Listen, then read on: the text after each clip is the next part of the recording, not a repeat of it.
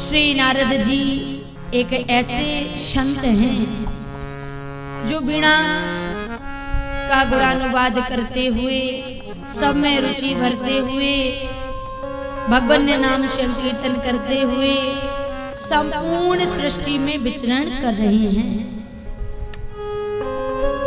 उन्होंने देखा कि आज समाज में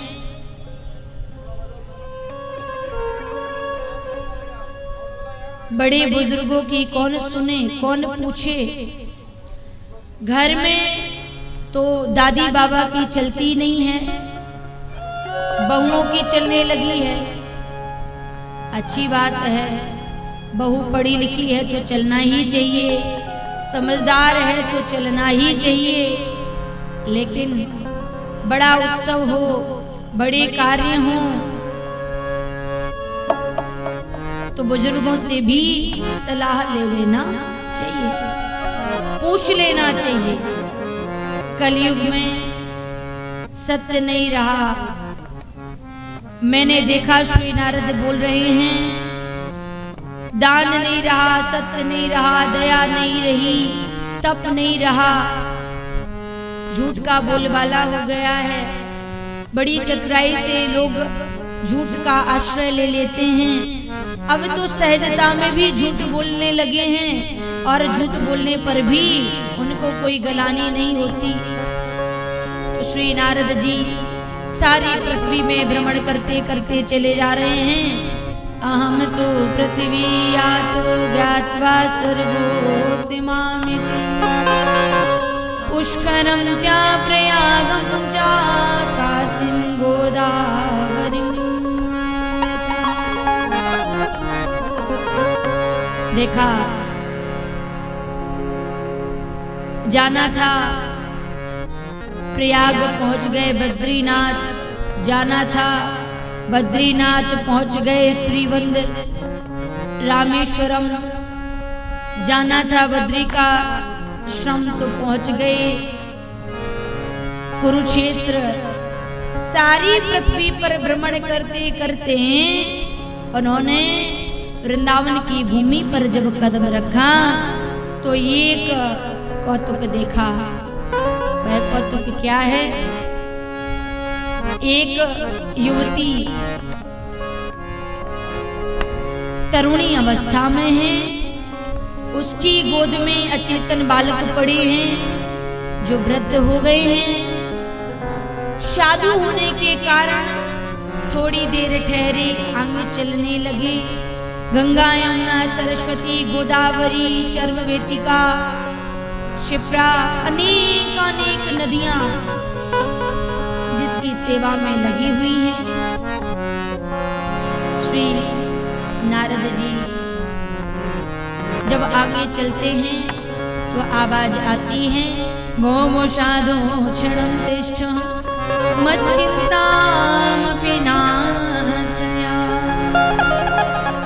आप साधु हैं, साधु की गति सर्वज्ञ है, आप क्षण भर ठहरिए, मेरी पीड़ा को तो हरते जाइए। देखिए संत कौन है, साधु कौन है। एक मक्खन होता है, उसको जब ताप दिया जाता है तो ताप के कारण वह पिघल जाता है। लेकिन संत कौन है? जो दूसरों की पीड़ा को सुनकर के ही पिघल जाए, दूसरों की पीड़ा को सुना और द्रवित हो जाए। गलानी से द्रवित मन दया से करुणा से भावावेश होकर के संत सरल चित जगत हित साधु स्वभाव सनीय। आप क्षण भर ठहरिए, आपको रुकना होगा। श्री नारद ने कहा कि देवी आप कौन हैं, आपका परिचय क्या है? साधु होने के कारण मैं ज्यादा देर ठहरा नहीं, लेकिन मैंने पूछा माँ जवान हो और बालक वृद्ध हो, ये शोभनीय नहीं है। मुझे जवाब दिया, अहम भक्ति रीति ख्याता इमो में तनयो मतौ ज्ञान वैराग्य न मानो काल योगे न जर जरो। मेरा नाम भक्ति है, मेरा जन्म उत्पन्ने द्रविणासाहं वृद्धिं कर्नाटकी गता, क्वचिन क्वचिन महाराष्ट्रे गुर्जरे जीवितां गता। द्रविड़ देश में मेरा जन्म हुआ है। महाराष्ट्र में मुझे कहीं कहीं सम्मान मिला। मैं गुजरात पहुंची तो जीर्ण हो गई, लेकिन जब मैं श्री धाम वृंदावन आई तो मैं तो जवान हो गई, तरुणी हो गई। लेकिन मेरे जो बालक हैं, एक का नाम ज्ञान है, दूसरे का नाम वैराग्य है, ये वृद्ध हो गए। आप हमारे बालकों की पीड़ा को हरिए, हमारे कष्ट की निवृत्ति हो, ऐसा उपाय खोजिए। श्री नारद जी ने वेद सुनाए, वेदांत सुनाए, कोई प्रभाव नहीं हुआ। थोड़ी देर के लिए जागे और फिर जागृत स्वप्न सुषुप्ता में खो गए। हमारी भी स्थिति कुछ ऐसी ही है। मोहे निशा जगे सोवनिहारा,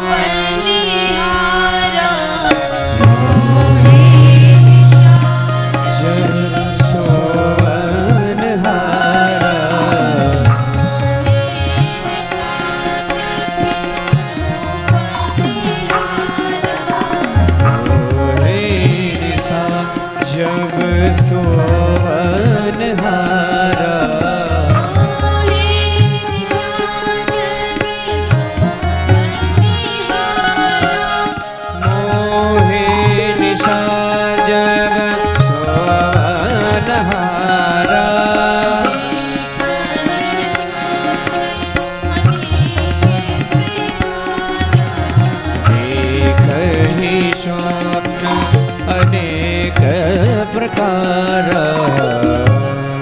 तंद्रा में, प्रमाद में, आलस में हम भी मोह रूपी संसार में बड़ी लंबी नींद में सोए हैं। याद रखिएगा, जो घरों में सोए हैं ना, उनकी गहरी नींद होने पर थोड़ी सी नींद डिस्टर्ब होती है तो उनको एक चादर उड़ा करके और सुला दिया जाता है। कोई बात नहीं, आप सो जाइए, कोई दिक्कत नहीं, वहां जगाया नहीं जाएगा। लेकिन कथा में आकर के सोगे, यहाँ सोगे तो यहाँ पर मानस की चौपाइयां जगा देंगी, भागवत के श्लोक आपको जगा देंगे। संसार में ऐसी कोई व्यवस्था नहीं है। मोह निशा जग सोवनहारा।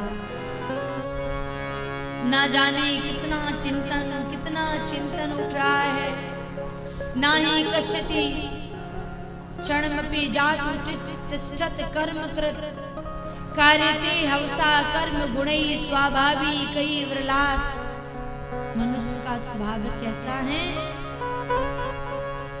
रात्रि के 9:30 बजे लेटे लेटे सोच रहा है, हजारीबाग वाले हाईवे के दाईं ओर 10 एकड़ जमीन पड़ी है, क्यों ना उसको खरीद लिया जाए। शेयर मार्केट में हमारा नाम होगा, बढ़िया मल्टी स्टोरी बिल्डिंग बनाई जाएगी, बड़े बड़े हिस्सों निकलेंगे। रात्रि के 9:30 बजे लेटे लेटे सोच रहा है और 10 बजे हार्ट फेल हो गया। सोचना विचारना सब धरे के धरे ही रह गया। कितना चिंतन, कितना सोच रहा है व्यक्ति। मैया भक्ति ने कहा कि आप कुछ उपाय खोजिए, तो श्री नारद ने वेद सुनाए। गीता पाठर मोहर मोहर, कोई प्रभाव नहीं पड़ा। आकाशवाणी हुई, आकाशवाणी में सत्कर्म सोच कोनुनम ज्ञान घाष्मतो बुद्धि श्रीमद्भागवत सातु गीता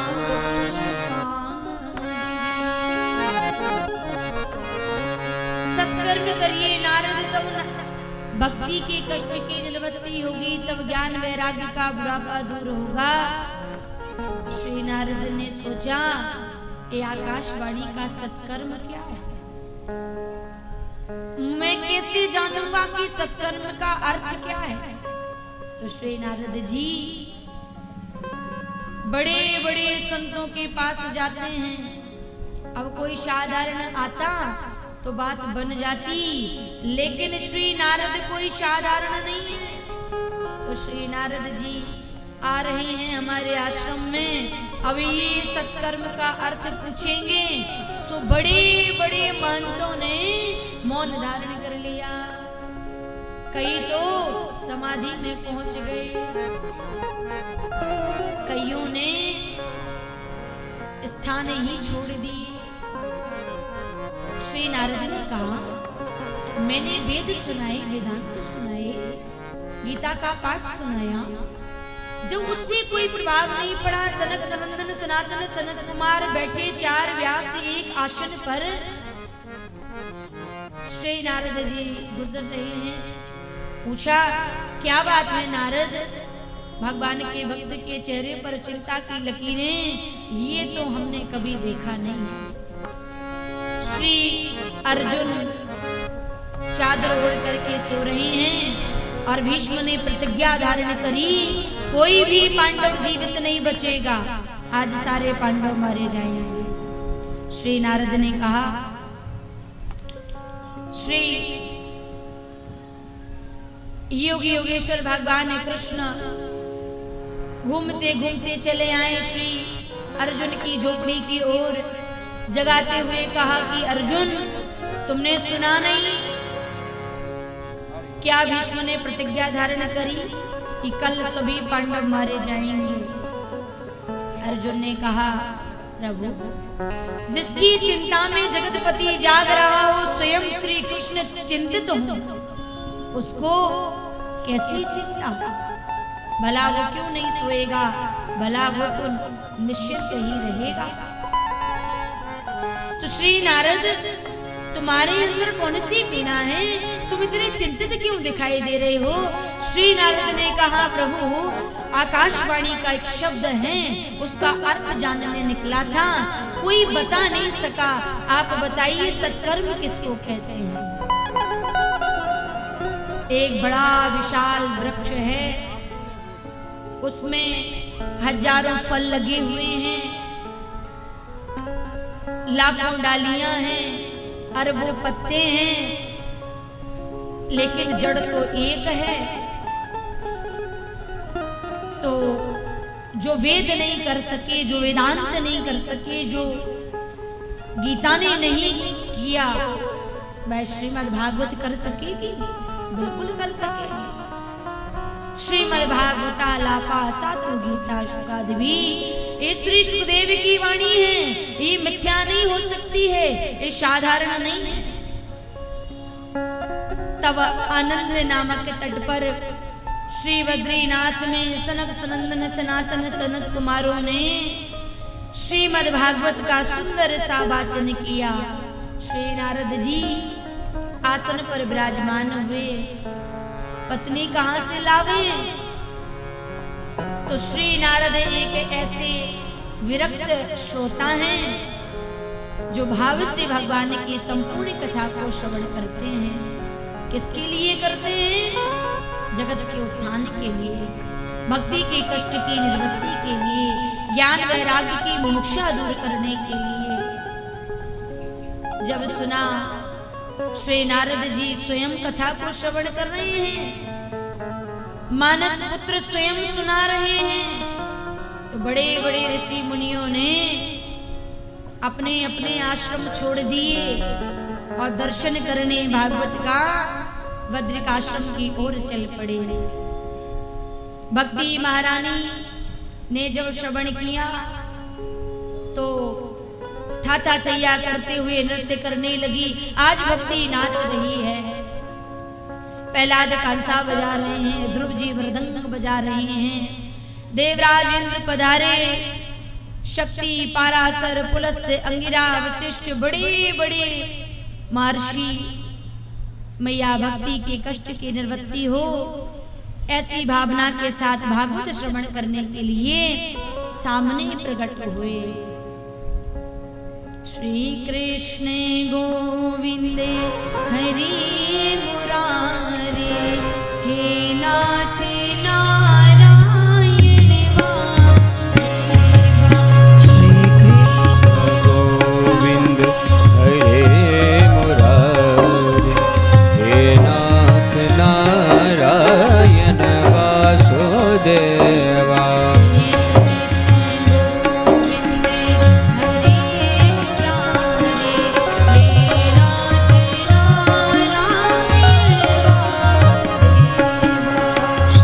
कृष्ण गोविंद हरे मुरारी, हे नाथ नारायण वासुदेवा।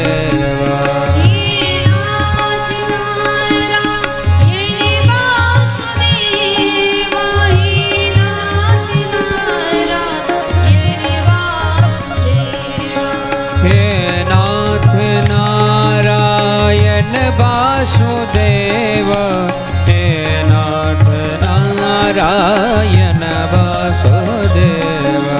श्री कृष्ण गोविंद हरि मुरारी, हे नाथ नारायण वासुदेवा। श्री कृष्ण गोविंद हरे मुरारी, हे नाथ नारायण वासुदेवा।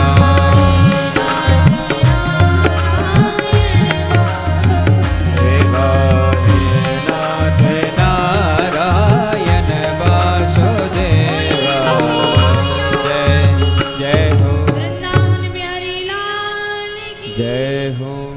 ज्ञान गम करिष्यामि सुख शास्त्र कथोज्वलम्, भक्ति ज्ञान विरागाणां स्थापनार्थम प्रयत्नतः। भक्ति महारानी के कष्ट की निवृत्ति हुई, ज्ञान वैराग्य का बुढ़ापा दूर हुआ।